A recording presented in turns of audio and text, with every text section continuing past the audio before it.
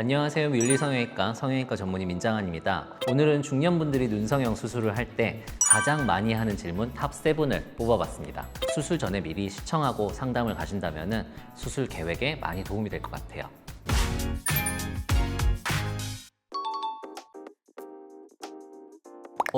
저는 당연히 재배치가 더 좋다고 생각을 해요. 제 것만 해서 좋은 경우는 사실 많지는 않고요. 재배치를 통해서 불룩한 부분은 없애고 꺼진 부분은 채우고 앞에 있는 경막을 탄탄하게 만들어줘야지 수술 결과가 좋기 때문에 제거, 재배치 선택하라고 하면 저는 당연히 재배치를 선택하겠습니다. 필러 같은 경우에는 눈 밑 피부가 얇아서 주입한 필러의 양이 많거나 오래된 경우에는 좀 푸르스름하게 투명하게 비치는 경우도 있고요. 필러가 조직과 엉켜 있을 때는 수술에 좀 방해가 되거나 염증을 일으키기도 하니까 수술 2주 전에 필러를 녹이고 수술을 진행하는 게 제일 안전합니다. 근데 지방 이식 같은 경우에는 수술을 받기 위해서 지방을 따로 또 제거하는 게 쉽지만은 않거든요. 지방 이식이 과하게 돼 있거나 잘못되어 있는 경우에는 수술을 진행을 하면서 잘못 들어가 있는 딱딱하게 뭉쳐 있는 지방을 제거하거나 이렇게 손을 보면서 수술을 진행하는 경우가 많이 있습니다.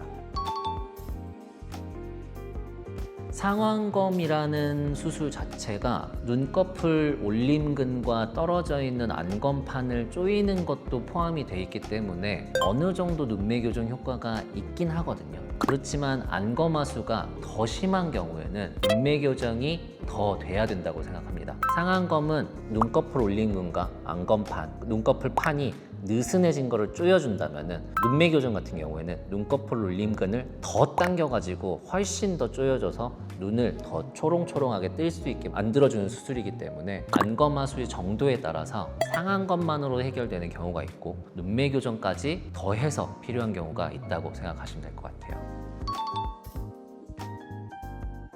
요즘에는 눈성형도 많이 발전을 해서 예전처럼 단순히 처진 피부를 무조건 최대한 잡아당겨서 수술을 하고 있는 게 아니라 최대한 해부학적 구조를 유지한 채로 그 다음에 표정 근육의 움직임도 유지한 채로 리프팅을 하는 방향으로 발전을 했죠. 충분히 자연스러운 표정을 유지는 할 수는 있습니다. 대신에 절개선이나 아니면 박리하는 부위에 따라서 완전 통통한 애교살을 100% 그대로 유지하기는 조금 어려울 수도 있고요. 그 다음에 눈웃음 같은 경우에는 피부가 접히면서 생기는 주름이기 때문에 그게 어느 정도 펴지면서 눈웃음을 똑같이 길게 유지하는 거는 약간 모순된 느낌이거든요. 그래서 자연스럽게 유지는 할 수 있지만 수술 전과 100% 똑같다 이건 아닌 것 같아요.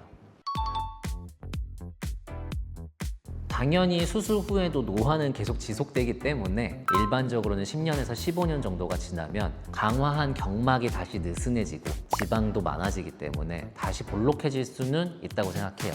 다만 너무 수술이 잘못돼서 지방을 제대로 재배치하지 않았거나 경막 강화가 제대로 되지 않았거나 피부 탄력이 느슨해져 있는데 하안검을 했었어야 되는데 지방 재배치만 했을 경우에는 짧은 기간 내에 보통 몇 년 이내로 다시 불룩해져 버리는 수술 전처럼 돌아가 버리는 경우가 발생할 수 있습니다. 그리고 또 수술 후에 갑자기 체중이 급격하게 빠졌다거나 여러 가지 자외선에 지나치게 노출돼서 피부 탄력이 급속하게 떨어진 경우에도 마찬가지로 지방이 꼭 불룩해지진 않았어도 피부가 처지면서 이제 불룩해진 듯한 느낌을 받을 수도 있죠.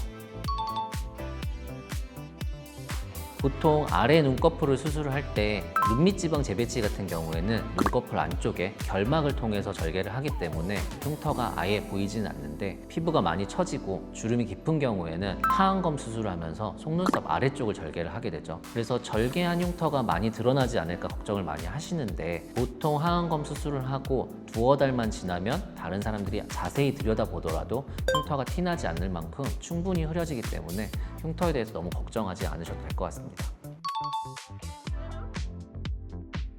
이거는 케이스에 따라서 너무 다른 얘기인 것 같아요.